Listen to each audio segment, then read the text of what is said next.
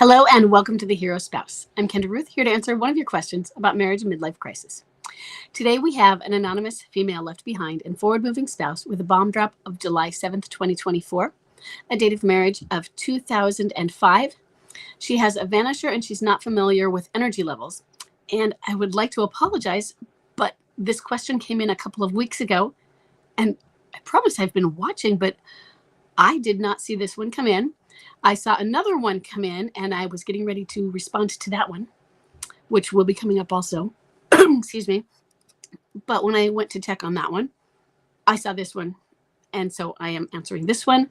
And the next one will come out in a couple of days. So she says 17 months in now, and the divorce is going forward. We recently went to court to see if it could move forward as I wasn't participating in signing things.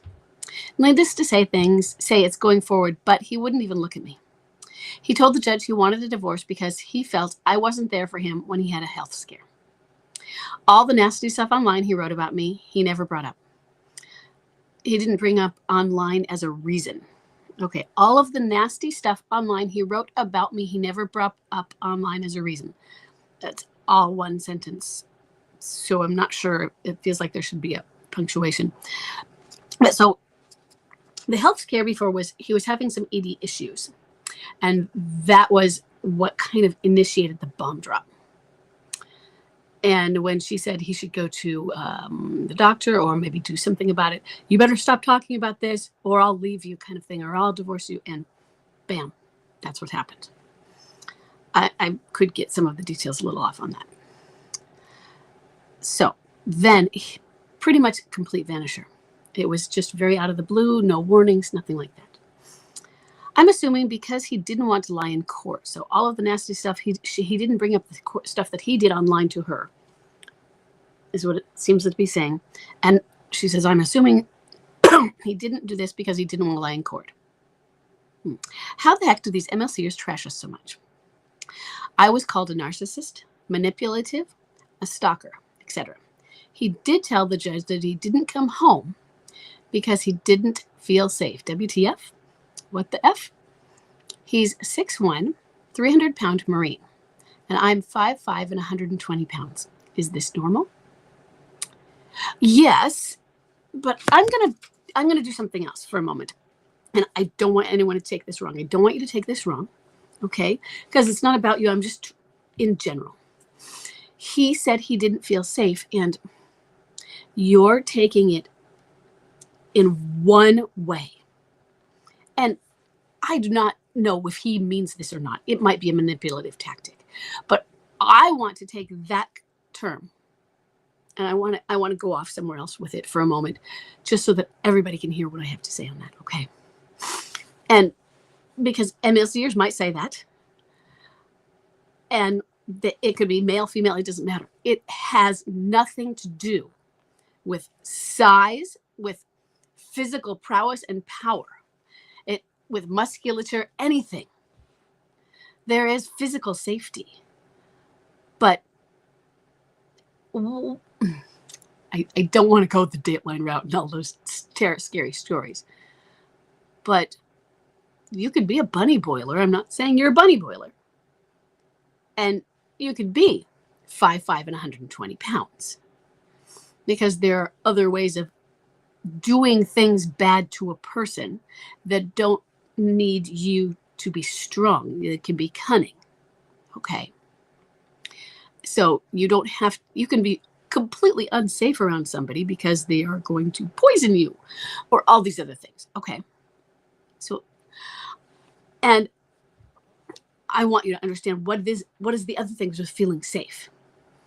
You are with, so I'm going to go over some examples. You are living with your spouse and it has been emotionally abusive, let's say. And the person who is being emotionally abused has been gaslit and belittled. Now, the person doing this may not be aware this is what they're doing in a deliberate sense. They don't know what gaslighting is. And they're not doing it like in the gaslighting movie where he was deliberately going upstairs, lighting gaslights and lowering an up and down. gaslighting doesn't have to be in that intentional, but it is making someone think that what is happening isn't really what's happening. And the person isn't always that as much aware of it. There's a manipulation. But not everybody has the full insight or self-awareness to be aware of their behaviors or aware of how others see their behaviors. And they are constantly criticizing. And there is this cloud or environment of emotional abuse. And the one person who's being abused could be feeling attacked all the time. Do they feel safe? Do they feel emotionally safe? Now, maybe that person has never once touched them in a negative, harmful manner. Never hit them. Nothing. Always physically safe. Maybe holds the door for them. Maybe in front of everyone else, perfectly gentleman, polite. But we don't know what goes behind closed doors, do we? And so that couple goes to counseling. And she says, or it could be he, it could go either way. I don't feel safe. And you're not talking about, I don't feel safe that I'm going to be harmed. You mean, I don't feel emotionally safe, like I can be vulnerable in my house. I don't feel like I can be myself. I don't feel like I can tell you how I'm feeling because I'm going to be criticized. I don't feel like I can go out and do things because I'm going to be criticized. And so I avoid doing things, or depending on the type of personality types. Some people won't avoid something, some people will. How much confrontation will happen. And people learn to avoid because, well, every time I do this, it just gets stonewalled. This creates a feeling where a person does not feel safe. And the other person may have no idea due to the lack of self-awareness. And because when they have been told in the past, they're dismissed, which is part of the emotional blackmail. Dismissed, dismissed, dismissed. Think about how women get dismissed. Oh, she's being really overly emotional. Oh, or you get blamed for it being that time of the month. Oh, that's just how she is. All of these things where we are not paid attention to and excuses are used. That person is just really upset because they didn't get their way today. All of these reasons that we are ignored, minimized, dismissed, and that could be male or female.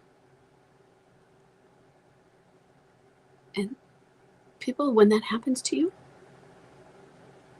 over time, it might take a long time. You might be a fighter. It wears you down.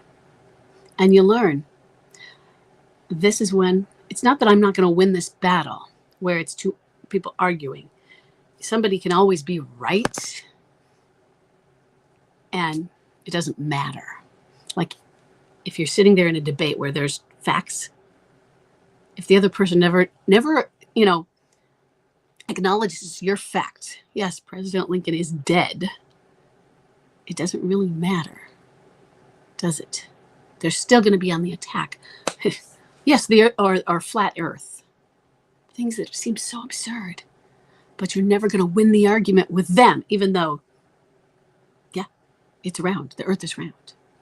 And I know that's not what you're asking about, but that question of safety, because I've been in there. I've been in that situation. And Chuck was really confused with it. It's like he completely baffled, didn't understand. And the counselor and I still recognize and realize that we can explain it to him, but he still doesn't understand. He's been told, or I don't like the word told, like you're telling. We've tried to help him to understand. But he's mystified. because he's taking it in the same manner that you are. What do you mean? I'm not hurting her. And he means physically. I'm not dangerous. Everyone says I'm the nice guy. And for you, but I'm only 5'5" and 120 pounds. I'm tiny. I couldn't beat him up. And so I don't know what your situation is in the sense of what your personality is with him, whether you're critical or not. And he could be manipulating this and just because he's calling you narcissist and manipulative and stalker. And I can't say if you're in Chuck's position and are just like no insight. And I don't want to go there with you because you're here asking me for help. So you're the one confused and wondering. So a few questions I do want to ask you, since he completely vanished with the Edie thing, is that's a big deal. And people are really embarrassed about it and ashamed. So first, have you gone to counseling? First, to get help with the shock and the trauma. And have you gone to counseling to see if there is anything like, what am I missing? You know, am I a monster? No, I don't mean that really, but we ask it of ourselves, don't we? You know, what do people think of me that I'm not getting? Oh my gosh, they think I'm a bitch. I didn't know that. And how do people see us? What is it that you were missing in your relationship? How did he see you that you didn't? Where were your flaws? Catch up on that. Okay.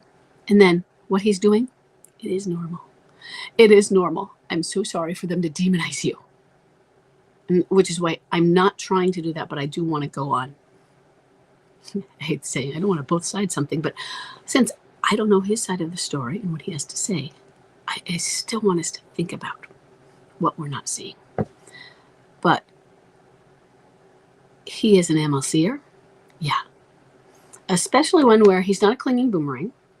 Clingy boomerangs are the ones who like, oh, please keep believing in me. I want to come home. I'll be home. Some of it is manipulation, knowing that they can keep luring us. Okay. But also that they need something and they need us. And they really don't want to lose us. Whereas yours, that he's not at that. And you knew that. He doesn't need that. And so he has to demonize you instead. And how do you demonize somebody? Well, narcissist is a great way. Because calling you a sociopath or a psychopath is going to be overboard, and we don't hear that. The judge will probably hears the accusation of my spouse is a narcissist regularly. Or I don't know how often, but psychopath, sociopath, they're going to, well, that's overboard. And they would be more dismissive of it. But to hear somebody call their spouse a narcissist isn't out of the norm when two people are angry and going through this. So that's not something that you'll dismiss outright. So, yeah. And they're going to be manipulative. Now, he's going to call you a stalker. Oh, yeah. And it's not that you are. But he's going to try to paint you that way because when you are lost and betrayed and you are left suddenly, you are shocked and you want to figure it out, don't you? So you are checking out his social media. Like, I got to follow and find out what's going on. I'm going to find. That's not stalking. That's trying to get answers. It's trying to get closure, isn't it? And he won't give it to you. And can't you just get some answers? It is a psychological need to close the loop. And for his position, either he's going to be a jerk about it and just, I'm so selfish that I'm not going to try and understand it, or he's just not going to understand it. There's the selfish, I'm not going to understand it, or he really doesn't understand the psychology of it. And so like, yeah, oh my God, she's crazy. And that she was normal until I left her. And wow, what a monster. I'm glad wow, I didn't know about that she was like that for real. Yeah, that's the psychology of what happens to somebody when we do this to them. And so you, to him, in his crazy MLC, might be exhibiting stalking behaviors, and you are not a stalker. You are exhibiting the normal behaviors for somebody who has been abandoned and wants answers. So from his position, if he is in MLC crazy land and he's trying to figure it out, yeah, he's going to put that label on you. So it's normal. I'm not saying it's right, okay?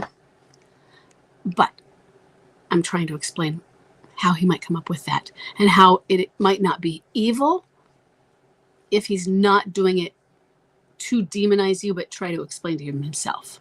There's part of it demonizing, though, but also why he's going to start believing it is he doesn't understand. Because MLC is navel gazing. All they can do is figure out what's going on with them and care about them, and I don't care about anybody else.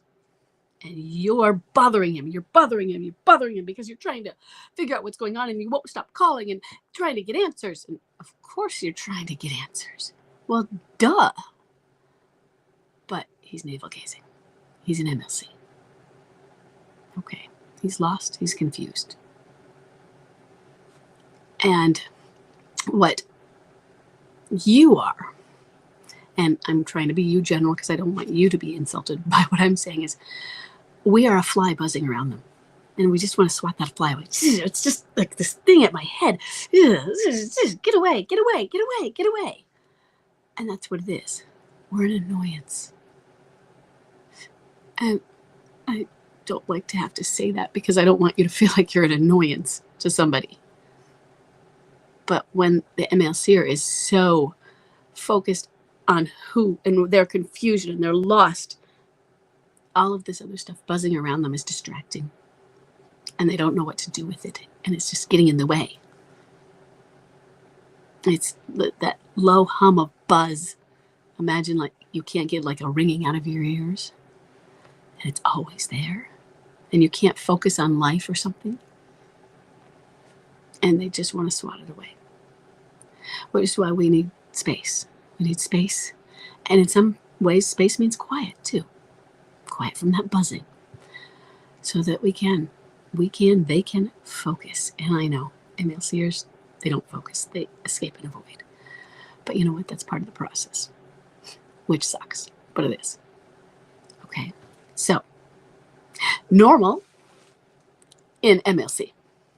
Not normal for non-MLC. Not normal for normal people. Not normal for health. No. But is this normal for midlife crisis? Yes, it is. I'm sorry it's normal. I'm sorry that it's painful. And I'm sorry that it's targeted at you. And it's making you out to be the bad guy. Okay. So what I want you to do is I want you to get some help for yourself. So that you realize that you're not the narcissist. You're not manipulative stalker. You're hurt. You've been damaged. You've been betrayed. You've been abandoned. In such a way that was so quick, without preparation, so shocking that you didn't know what to do. It just triggered your fight or flight. And bam! And you are like, remember that staticky? You're like this too. And you don't know what to do either. And so I want you to get some help for yourself. I know it's been over a year. But the shock, how do you get through that shock when it's so sudden like that? And as you've said, you still haven't found out if there's anyone else unless that information has come up recently. It's just doesn't really seem to be a reason, does it? Okay, so I want you to get some help and some hugs. And I hope this helps, but get more than just, okay. Get some help from somebody who can be with you face to face and, for physical, friends and things like that. Okay. And keep me posted.